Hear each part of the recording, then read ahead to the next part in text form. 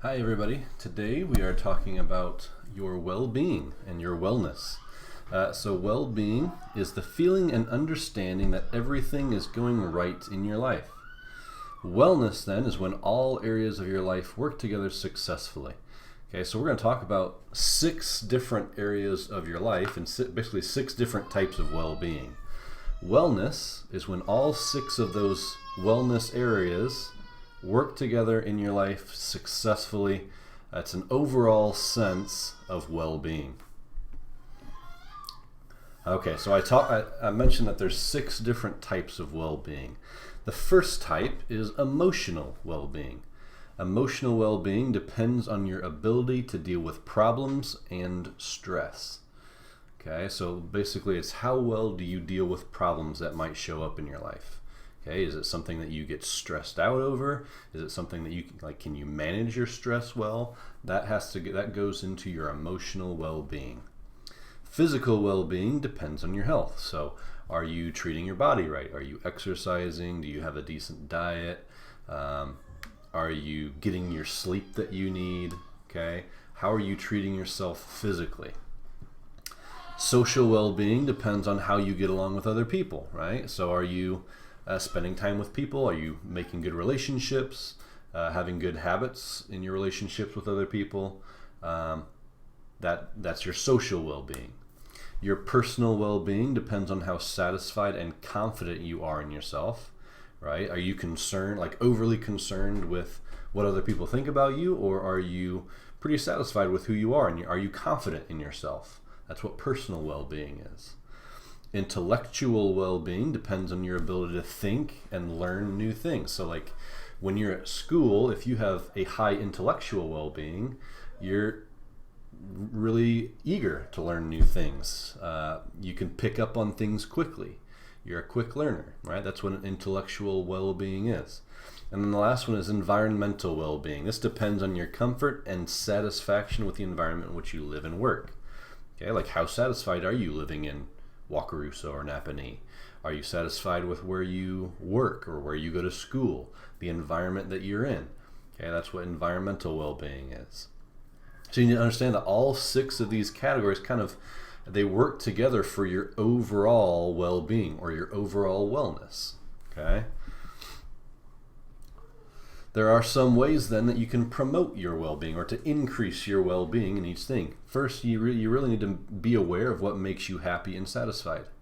Then take actions that you need to make it happen. So for example, maybe you're not satisfied with your emotional well-being and you want to increase your emotional well-being.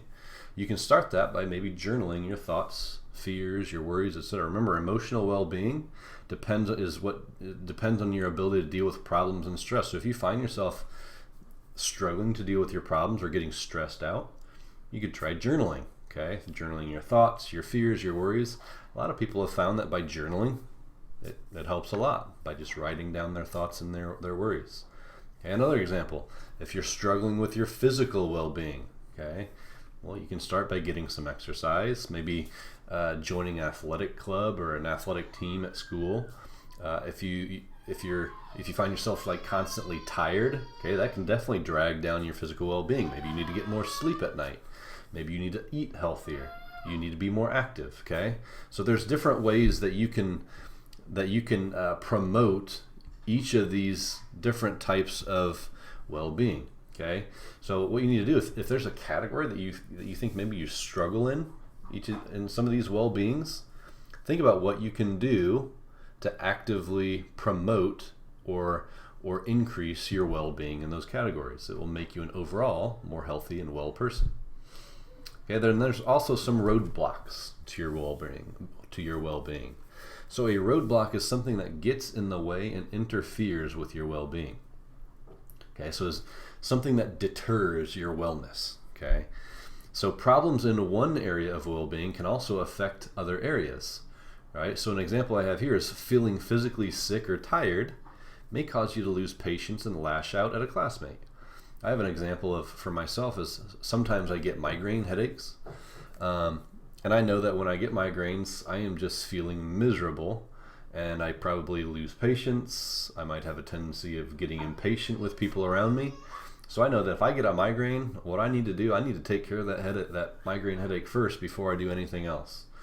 Because I know that there's a chance that that could affect my relationship and my social well-being with my wife, my kids, my students. Okay, I'm probably never going to show up to school if I have a migraine because I know I'm probably going to be pretty irritable that day, right? So that's a roadblock to my well-being, right? If I have a headache, I know that I'm probably not going to be enjoying the day very much. I'm going to be miserable most of the day. I'm probably going to in turn make my students miserable because I'm so miserable. So that's something that you need to understand. You need to understand roadblocks that are interfering with your well-being so that you can take action to correct them in advance before it becomes a problem in other areas of your well-being as well. Okay. Sometimes then the decisions you make to promote your own well-being may negatively affect the well-being of other people as well. Okay, so sometimes just looking out for your own well-being, like let's say you're trying to promote your well-being and increase your well-being in some way, or your wellness. Sometimes if you're just looking out for your own well-being, no, that could interfere with the well-being of others.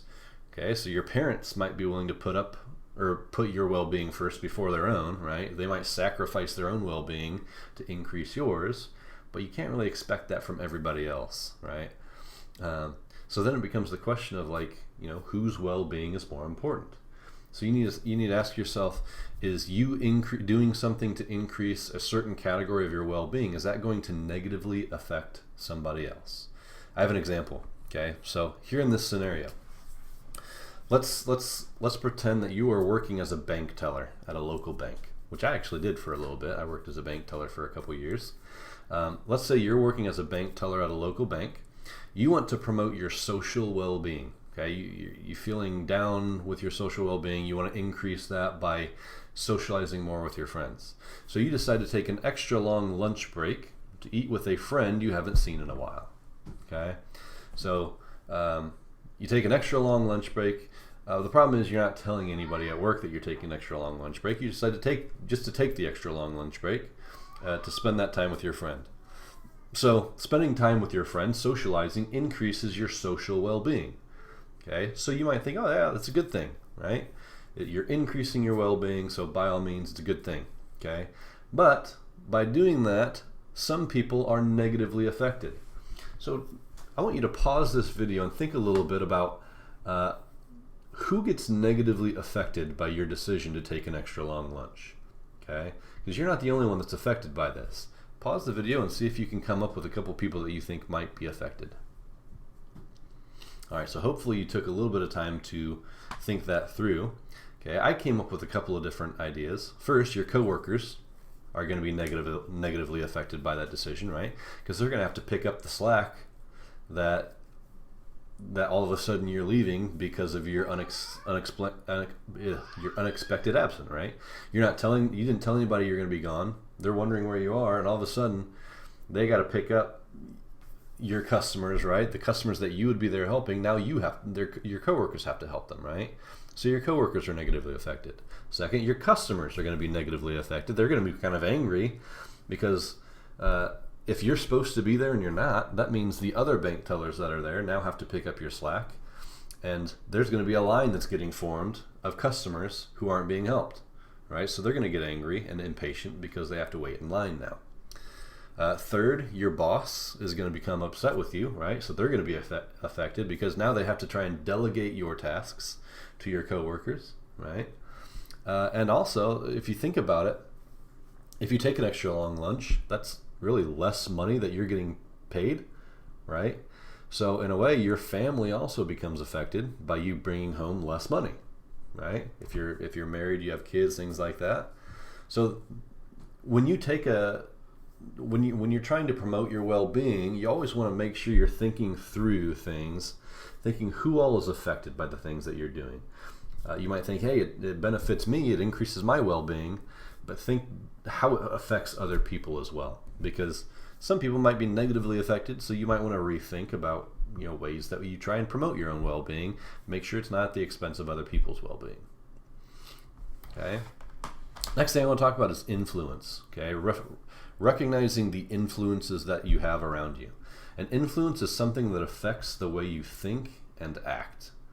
Okay, so there's lots of different things that you could be influenced by. Like right now, as a student, you're young. The primary thing that you're influenced by is your family, right? Your parents. Your parents are the ones that instill morals, values, they teach you right from wrong. That's your main source of influence right now. But other sources could be your friends. You could be influenced by them. You're influenced by your teachers. You could be influenced by current events, right? If there's something happening in the world that's pretty crazy. Like, okay, so for example, over the summer, there's this huge, Black Lives Matter movement, right? A lot of people are influenced by that type of thing, okay?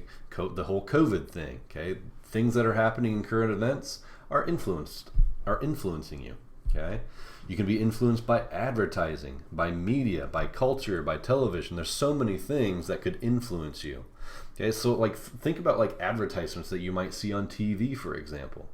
If you see an ad for a clothing store, and that clothing store has a really attractive model or something like that, you're probably going to be influenced by that and be more likely to shop there. If you see an ad that shows some sort of a product, and the product is being used by people that are just super happy and excited and they're partying and things like that, well, you probably want to be happy too. So it's trying to influence you to buy their product to imply that you're going to be happy in life. So different things, different advertising, different things can influence you in different ways. Now there are some positive influences and there's negative influences as well. I'm sure you can think of examples of each, right? Positive influences are something that influences you in a way to promote your well-being. Negative influences are something that influences you to break the law. It could influence you to risk your life or your health, or it could be a roadblock to your well-being. I'm sure some of you have friends that are positive influences on you, and you might also have friends that are negative influences on you. Okay, so there's examples of each, right? And you could even like look up to athletes that could be positive or negative influences on you. Celebrities could be positive or negative influences on you. Advertisements could be both, right? So you gotta keep in mind, what are the positive influences in your life and what are the negative influences in your life? You really want to pursue and make sure that you're surrounding yourself with positive influences or things that are helping you to promote or increase your well-being. It's going to help you become a happier person overall. Okay? So that's it for today. The assignment then is to post a reply to today's discussion question on Canvas. It's titled Influences. I want you to think of one person who is a positive influence on you and just tell me about them. Why are they a positive influence? What do they do? What area of your wellness do they help you increase? Okay, that's it for today. Thank you, guys.